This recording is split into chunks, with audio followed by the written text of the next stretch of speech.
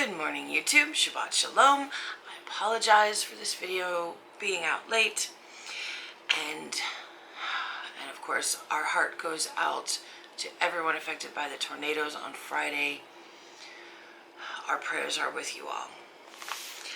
Today we are reading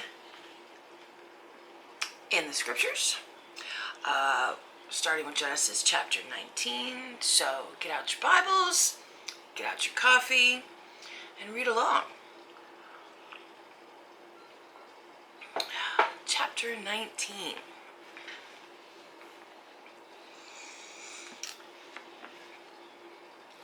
And the two messengers came to Sodom in the evening, and Lot was sitting at the gate of Sodom, and when Lot saw them, he rose up to meet them.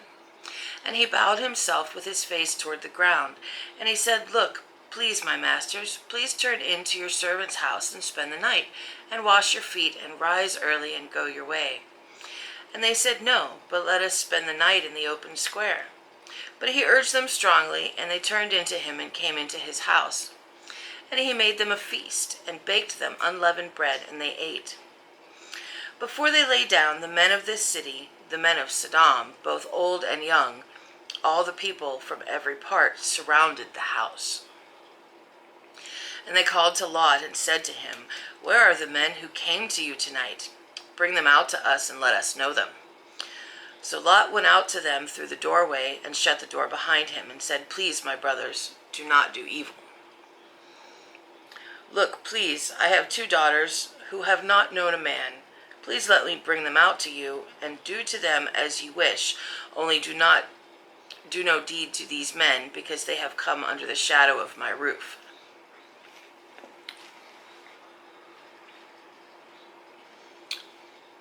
Please have my 2 daughters.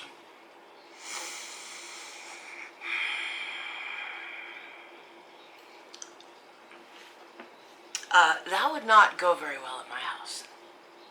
I understand at the time, if you stayed at someone's house, it was their job to feed you and protect you and not let any harm come to you while you were staying at their house. But guess what? Your 2 daughters are at your house all the time. Wouldn't it be your job to protect them? Not to mention, they're your children.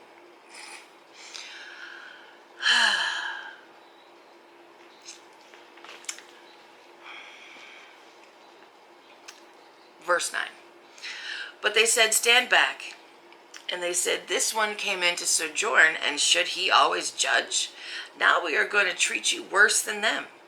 So they pressed hard against the man Lot and came near to break the door down. So when you try and give in to people bullying you, to keep the peace makes it worse. Keep that in mind for more current events.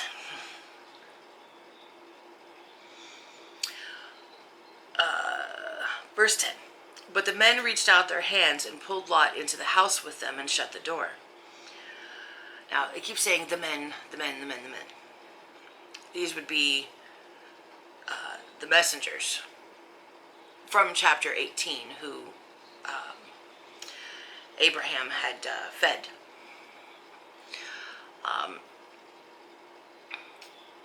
So the men reached out their hands and pulled Lot into the house with them and shut the door. Then they struck the men who were at the doorway of the house with blindness, both small and great, and they wearied themselves to find the door. And the men said to Lot, "Have you anyone else here, a son-in-law, and your sons and your daughters, and whomever you have in the city? Bring them out of this place, for we are going to destroy this place, because the cry against them has grown great before the face of Yahweh, and Yahweh has sent us to destroy it." And Lot went out and spoke to his sons-in-law, who had married his daughters, and said, "Get up, get out of this place, for Yahweh is going to destroy this city." But to his sons-in-law he seemed to be as one joking. And when morning dawned, the messengers urged Lot to hurry, saying, "Get up, take your wife and your 2 daughters who are here, lest you be consumed in the punishment of the city." And while he loitered, the men took hold of his hand and his wife's hand and the hand of his 2 daughters, Yahweh having compassion on him, and they brought him out and set him outside the city. And it came to be, when they had brought them outside, that he said, "Escape for your life. Do not look behind you, nor stay anywhere in the plain. Escape to the mountains, lest you be consumed." And Lot said to them, "Oh no, Yahweh. Look, please, your servant has found favor in your eyes, and you have increased your loving commitment, which you have shown me by saving my life. But I am unable to escape to the mountains, lest calamity overtake me and I die. Look, please, this city is near enough to flee to, and it is small. Please let me escape there. It is not a small matter, and let my life be saved." And he said to him, "Look, I have favored you concerning this matter also, without overthrowing this city for which you have spoken. Hurry, escape there, for I am not able to do any deed until you arrive there." So the name of the city was called Zoar. The sun had risen upon the earth when Lot entered Zoar. And Yahweh rained sulfur and fire on Sodom and Gomorrah from Yahweh out of the heavens.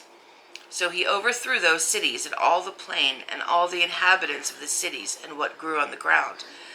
But his wife looked back from behind him, and she became a post of salt. And Abraham arose early in the morning and went to the place where he had stood before Yahweh. And he looked toward Sodom and Gomorrah and toward all the land of the plain. And he looked and saw the smoke of the land, which went up like the smoke of a furnace.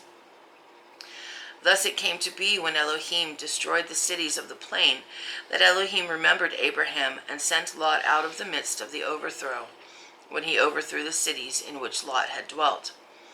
And Lot went up out of Zoar and dwelt in the mountains, and his 2 daughters were with him, for he was afraid to dwell in Zoar. And he and his 2 daughters dwelt in a cave. I kind of don't blame him for wanting to stay out of the cities after what he just saw. And the firstborn said to the younger, "Our father is old, and there is no man on the earth to come in to us, as is the way of all the earth. Come, let us make our father drink wine and lie with him, so that we preserve the seed of our father." So they made their father drink wine that night, and the firstborn went in and lay with their father. And he was not aware of it when she lay down or when she arose. And it came to be on the next day that the firstborn said to the younger, "See, I lay with my father last night. Let us make him drink wine tonight as well, and you go in and lie with him, so that we keep the seed of our father." So they made their father drink wine that night as well. And the younger arose and lay with him, and he was not aware of it when she lay down or when she arose. Thus both the daughters of Lot became pregnant by their father. And the firstborn bore a son and called his name Moab. He is the father of the Moabites to this day. And the younger, she also bore a son and called his name Ben-Ami. He is the father of the children of Ammon to this day. That is the end of chapter 19. And these are the people that Yahweh saved. So how bad were they in Sodom and Gomorrah? Chapter 20. And Abraham set out from there to the land of the south, and sojourned between Kadesh and Shur, and stayed in Gerar. And Abraham said concerning Sarah his wife, "She is my sister." And Abimelech, sovereign of Gerar, sent and took Sarah. But Elohim came to Abimelech in a dream by night, and said to him, "See, you are a dead man because of the woman whom you have taken, for she is a man's wife." However, Abimelech had not come near her, and he said, "Yahweh, would you kill a righteous nation also? Did he not say to me, 'She is my sister'? And she herself said, 'He is my brother.' In the integrity of my heart and in the innocence of my hands, I have done this." And Elohim said to him in a dream, "Yes, I know that you did this in the integrity of your heart, and so I kept you from sinning against me. For this reason I did not let you touch her. And now return the man's wife, for he is a prophet, and let him pray for you, and you live. But if you do not return her, know that you shall certainly die, you and all that is yours." So Abimelech rose early in the morning and called all his servants and spoke all these words in their hearing. And the men were greatly frightened. And Abimelech called Abraham and said to him, What have you done to us? And what have I sinned against you, that you have brought on me and on my reign a great sin? You have done matters to me that should not be done.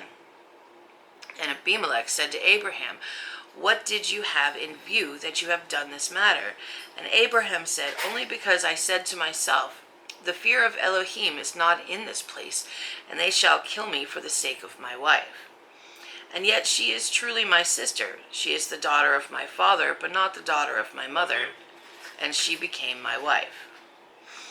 And it came to be, when Elohim caused me to wander from my father's house, that I said to her, This is your loving commitment that you should do for me in every place wherever we go. Say of me, he is my brother. Then Abimelech took sheep and cattle and male and female servants and gave them to Abraham, and he returned Sarah his wife to him. And Abimelech said, See, my land is before you. Dwell wherever it is good in your eyes. And to Sarah he said, See, I have given your brother 1,000 pieces of silver. See, it is to you a covering of eyes before all who are with you, and before all others, that you are cleared before everyone. And Abraham prayed to Elohim, and Elohim healed Abimelech and his wife, and his female servants, so they bore children. For Yahweh had closed up all the wombs of the house of Abimelech because of Sarah, Abraham's wife. 20 is a short chapter. That is the end of 20. So, apparently a long time ago, Abraham had told Sarah that whenever they go somewhere else, tell people that I'm your brother, because he was afraid that they might kill him to take her. Well, at least once, someone did take her, but thinking that she was a free woman. Of course, if she's a free woman, why would you take her? But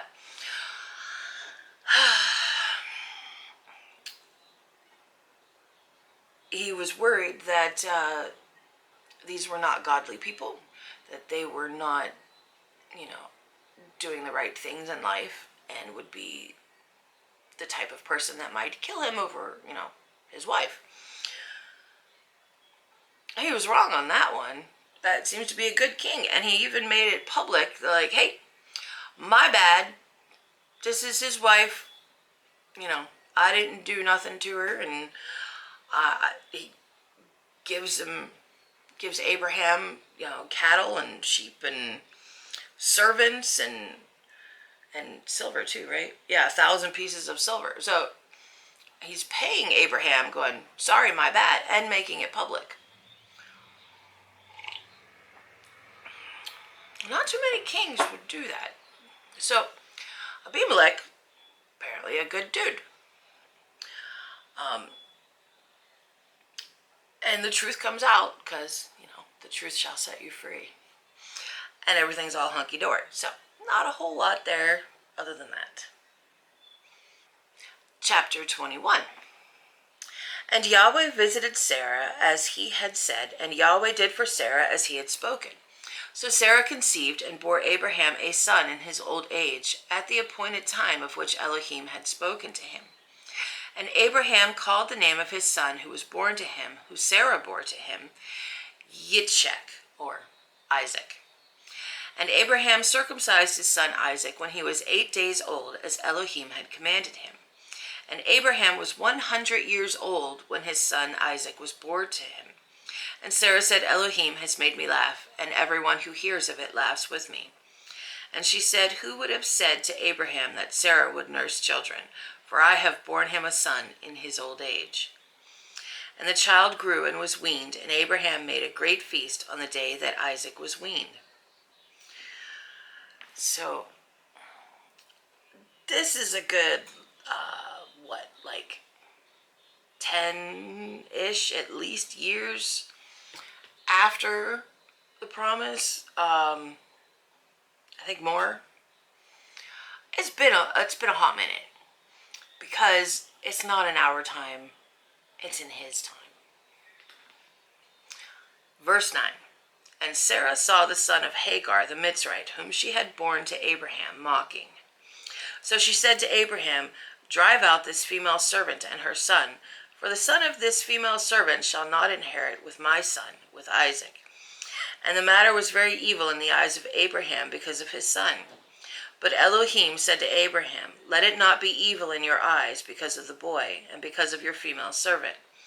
Whatever Sarah has said to you, listen to her voice, for in Isaac your seed is called. And of the son of the female servant I also make a nation, because he is your seed. And Abraham rose early in the morning and took bread and a skin of water, which he gave to Hagar, putting it on her shoulder, also the boy, and sent her away. And she left and wandered in the wilderness of Beersheba. And the water in the skin was used up, and she placed the boy under one of the shrubs. And she went and sat down about a bow shot away, for she said, let me not see the death of the boy. And she sat opposite him and lifted her voice and wept.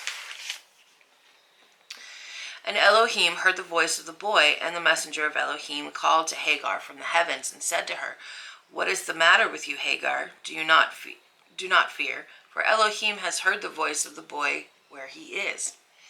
Arise, lift up the boy and hold him with your hand, for I make a great nation of him. And Elohim opened her eyes, and she saw a well of water. And she went and filled the skin with water and gave the boy a drink. And Elohim was with the boy, and he grew and dwelt in the wilderness, and became an archer. And he dwelt in the wilderness of Paran, and his mother took a wife for him from the land of Mitzrayim.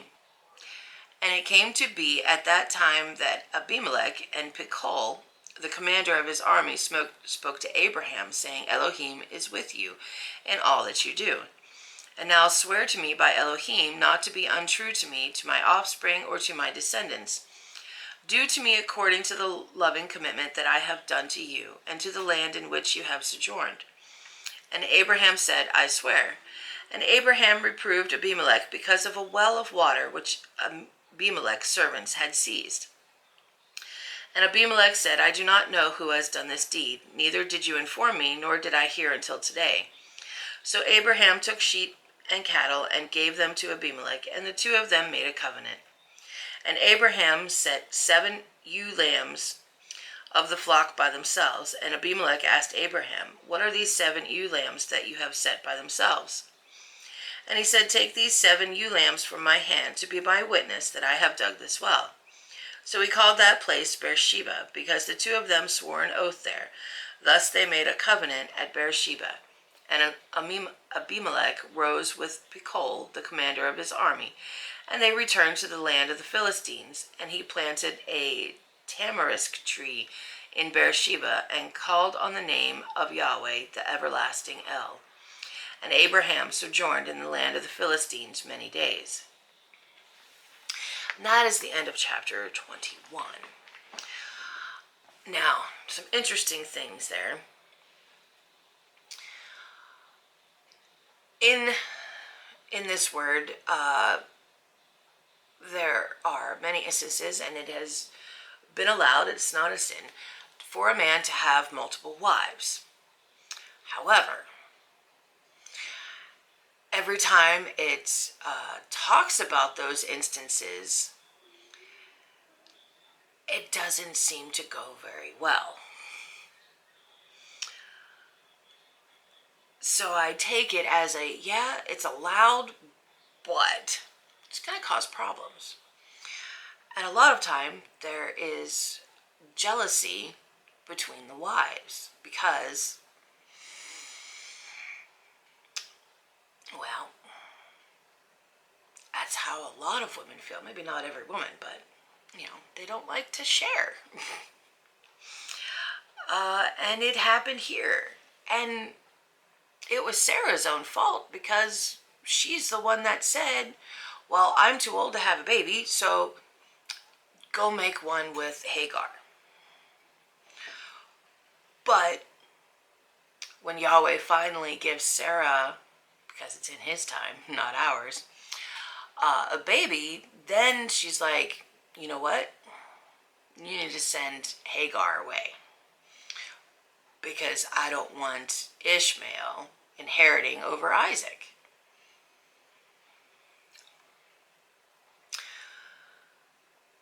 And Abraham is kind of torn on that because that's also his son. God says it's okay. I will protect them, and I will make a nation out of Ishmael as well. And I had heard that this is where the split happened with Muslims, with Islam. So with a quick Google search, it seems to be that the Muslims, or at least the ones born into it, were descendants of Ishmael. And the Hebrews, of course, are descendants of Isaac. Both with a claim to the inheritance. One being the firstborn, the other one being the chosen inheritant. So it was tradition in the time that the firstborn got the most inheritance. So I don't think there'll ever be real peace over that piece of land, unfortunately. So you see a big difference here on men trying to force their own timing as opposed to waiting on Yahweh's timing. Isaac was the one that was meant, but they tried to force it ahead of time because it wasn't happening yet. So now you have two nations born of Abraham that have fought over that inheritance, whereas that's not what was intended. So this is a good lesson on not in our time, it's in the Father's time. Because when we try to impart our own timing, we tend to screw it up. Well, that is it for today. I hope you all have a wonderful weekend. And thanks for watching. I hope you enjoyed this video. If you enjoy these videos, there's a whole playlist. If you are just new to this here, I am reading through the whole Bible. This translation is called the Scriptures,